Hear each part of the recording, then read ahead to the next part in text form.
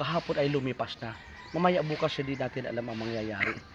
Ibig sabihin, ang mga araw na ito, tinugot, pinahintulot han makagaraham nga Dios nga magkita kita para igsumat ko mo an kaupayan ng Islam nga relihiyon.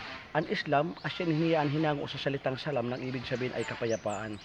Amula ini nga relihiyon ay ginhatag han Dios hasang katauhan. Sinabi ng Allah sa kanyang maluwalhating banal na Quran, "Al-yawma akmaltu lakum dinakum wa atmamtu alaykum ni'mati wa raditu lakumul Islam madina." This day I have perfected your religion for you, completed my favor upon you, and have chosen Islam as your religion. Ibig sabihin, ang aprobado at perfectong relihiyon na binigay ng Diyos sa katawan, Islam lamang. Asya ini ang relihiyon ng bugos ng mga propeta, at bugos ng mga disipulo.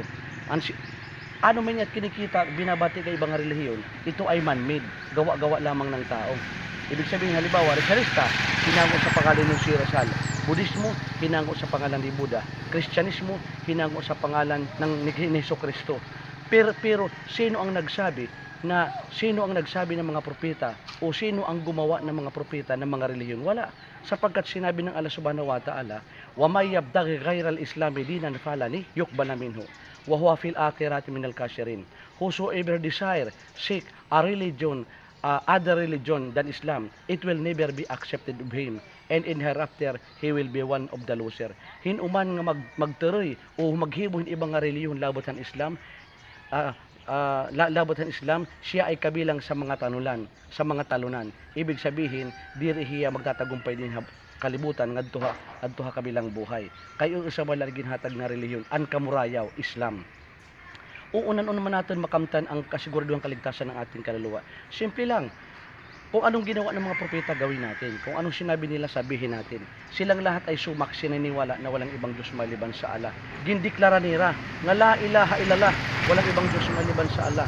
La ilaha illallah, iisa lamang ang dapat pagkukulan ng pagsamba.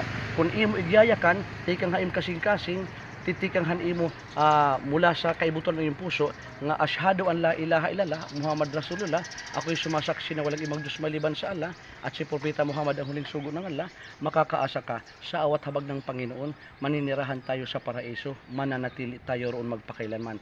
Alalaong baga, ililigtas tayo sa impyernong apoy. Ganyan ang kanang kamay. Itsugit ikamot. Siring, pagyakan. Ashhadu Allah ilaha illallah wa ashhadu anna Muhammadan abduhu wa rasuluh. Ako'y sumasaksi at naniniwala na walang ibang Diyos na dapat sambahin maliban sa Allah. Ako'y sumasaksi at naniniwala na si Propeta Muhammad ay huling sugo ng Allah. Allahu Akbar. Assalamualaikum. Assalamualaikum warahmatullahi wabarakatuh. Ang kapayapaan at pagpapala ng Allah ay sumaiyo. Asya iton ang greetings han aten, asyat ang greetings han at mga kapuy-apuyan, han mga propeta. Assalamualaikum, ibig sabihin an kamurayo han Dios nga hi Allah nga dahaimo. An imo ba tumasiring ka? Wa alaikumussalam. Yan.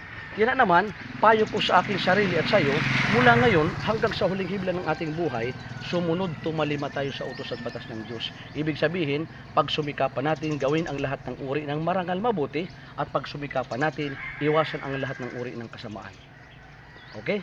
Ilang taong ka na nga dyan? 47. Oh, 47 bata pa. May asawa? May anak? Asya, may tagnalilipayan. Sanglit, ang tao habang nabubuhi, may ada pa pag-asa. Ano man ang kanyang katayuan sa buhay, mahirap, mayaman, may kapansanan man. Ang mahalaga habang nabubuhay, magtiwala tayo, may pag-asa ang tao. Ano man ang kanyang naisin, sa awat habag ng Allah ng Panginoon, ay hiyaman ang magbereet, di ba?